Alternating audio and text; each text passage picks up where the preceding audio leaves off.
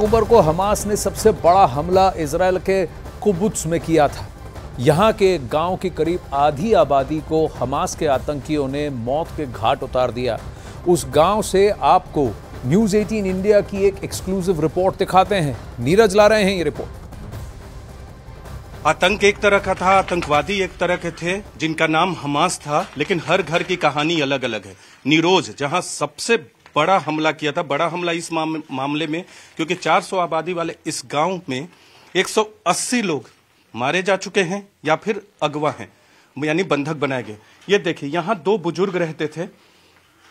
पहले तोड़फोड़ की गई होगी, पहले उन्हें निकालने की कोशिश की गई होगी। जाहिर सी बात है वो लोग छुपने की कोशिश किए होंगे, लेकिन इस घर में आग लगा दिया गया। न्यूज़ 18 इंडिया आपको एक्सक्लूसिव तस्वीरें ला रहा है हर जगह पहुंचकर। यहाँ 2 बुजुर्ग रहते थे जिनको किडनैप किया गया, होस्टेज बनाया गया। कि ऐसा नहीं कि बॉम्ब भी छोड़े गए, आगजनी भी की गई, ग्रेनेड भी फेंका गया। इस घर की हालत देखिए, ये देखिए राख हो गया है पूरा का पूरा।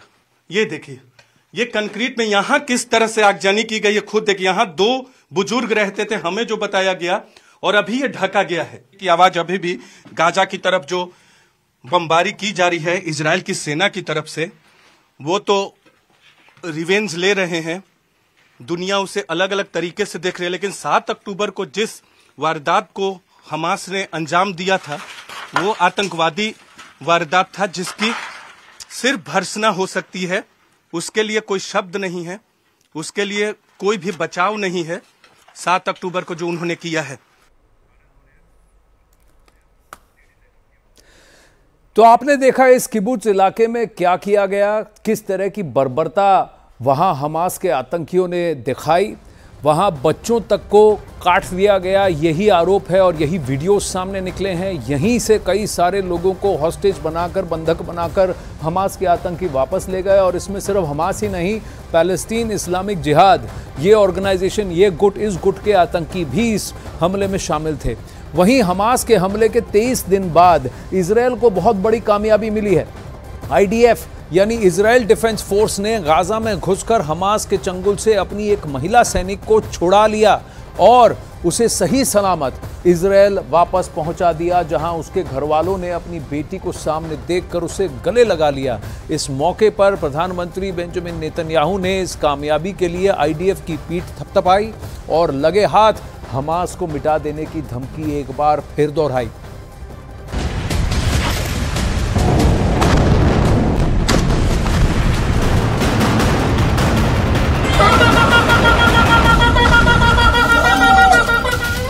सात अक्टूबर के बाद पहली बार इजरायलियों के चेहरे पर खुशी आई है, क्योंकि इजरायल की एक बहादुर बेटी दुश्मन के चंगुल से सही सलामत निकाल कर वापस लाई गई है।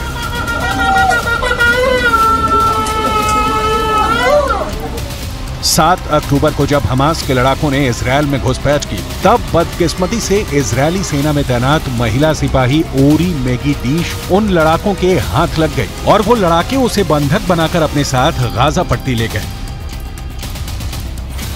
करीब 23 दिनों तक दुश्मन की कैद में बंधक रहने के बाद इजरायली सेना ने ओरी को उत्तरी गाजा में घुसकर हमास के चंगुल से रिहा कराया। ओरी की सही सलामत घर वापसी से उसके घर में खुशियां लौट आईं। दादी अपनी पोती को गले से लगाकर प्यार करने लगी, तो घर में मौजूद बाकी लोग खुशी मनाने लगे। इस बीच घर में मौजूद एक शख्स ने खुशी का इजहार कुछ इस तरह से किया।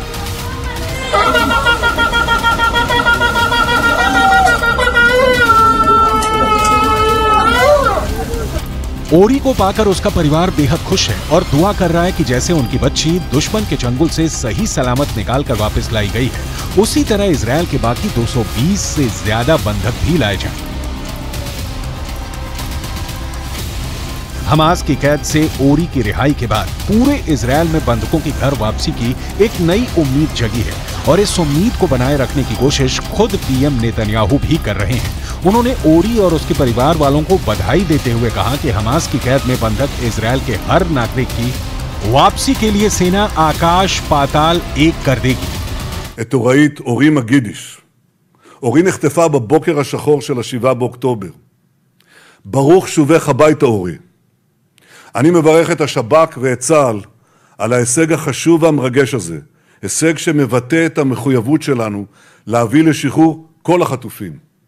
עם ישראל כולו इस मौके पर नेतन्याहू ने हमास को फिर से धमकी देते हुए कहा कि वो हमास को इतना अपाहिज कर देंगे कि हमास के आतंकी उनके पैरों में गिरकर रहम की भीख मांगेंगे।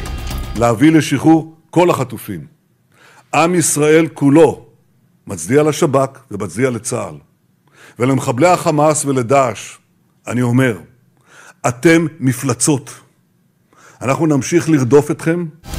हमास की कैद से घर लौटी इजरायली महिला सैनिक ओरी मेगिडिश की रिहाई के बारे में ज्यादा जानकारी देते हुए आईडीएफ के रियर एडमिरल डैनियल हगारी ने कहा कि गाजा में ग्राउंड ऑपरेशन के दौरान ओरी को हमास की कैद से आजाद कराया और मेडिकल चेकअप के बाद पता चला कि वो सही सलामत है। इसके बाद उसे उसके परिवार वालों से मिलने दिया गया। הרמטכ"ל וראש השב"כ נפגשו עם אורי ומשפחתה במפגש מרגש מאוד. החזרנו את אורי הביתה. חמאס מפעיל טרור פסיכולוגי नगदेनो। 7 अक्टूबर को हमास के हमले में 1400 इजरायली नागरिकों की मौत हो गई थी, जबकि हमास ने इजरायल में घुसकर 239 लोगों को बंधक बना लिया था। अब इन्हीं बंधकों को छुड़ाने के लिए इजरायल के सैनिक गाजा में घुस चुके हैं और अपने आखिरी नागरिक की रिहाई तक इजरायल चुप नहीं बैठेगा।